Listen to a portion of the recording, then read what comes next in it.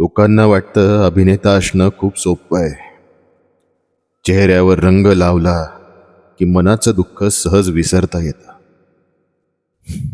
पण कोणाला काय माहिती, रंगमंचावर वाहणारे ते अश्रू कधी कधी अभिनयाचे नसतात, तर आत साठलेल्या खऱ्या वेदनेचे असतात. मराठीत ना, अशा कलाकारांना श्रापित गंधर्व म्हटलं गेले, ज्यांना जगाला हसवण्यासाठी स्वतःच्या सुखाची होळी करावी लागते.